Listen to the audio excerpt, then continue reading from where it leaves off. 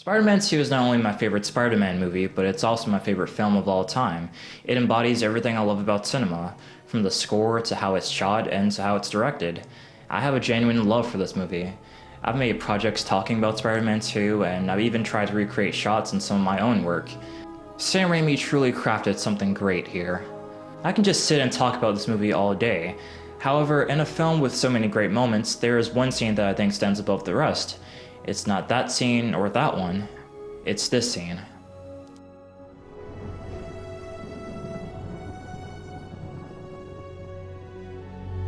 All the things you've been thinking about, Peter, make me sad. This is my favorite scene in the entire movie. It's ironic when I think that the best scene in a larger-than-life comic book film can be the most emotional and the most human. So that's why for the next few minutes I'll be channeling my inner High Top Films to talk about why this scene works on both the narrative and filmmaking level. Yo, first take? I kinda killed that, wait. In this scene, Peter Parker is at a crossroad. He's torn between wanting to live a life of normalcy with MJ and his responsibilities as Spider-Man. This internal conflict is showcased beautifully on screen. The scene opens and we see the camera push into an extreme close-up of Peter's face.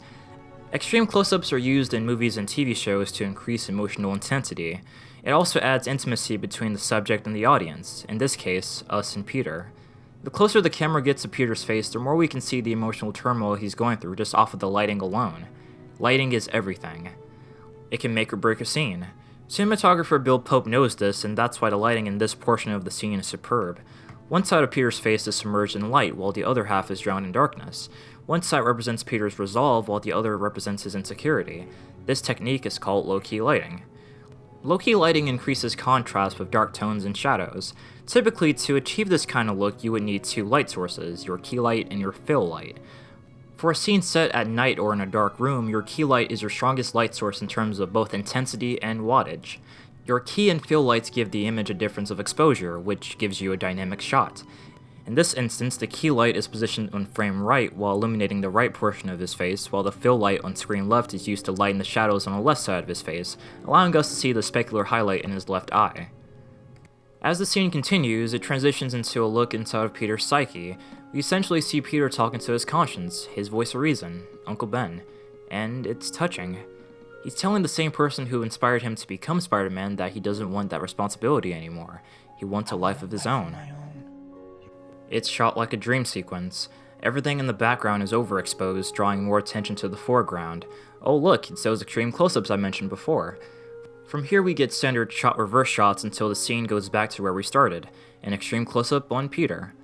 He's finally decided on what he wants to do. He places his Spider-Man costume in the trash and walks away, leaving behind both a metaphorical and physical part of himself, and the scene fades to black. That is powerful.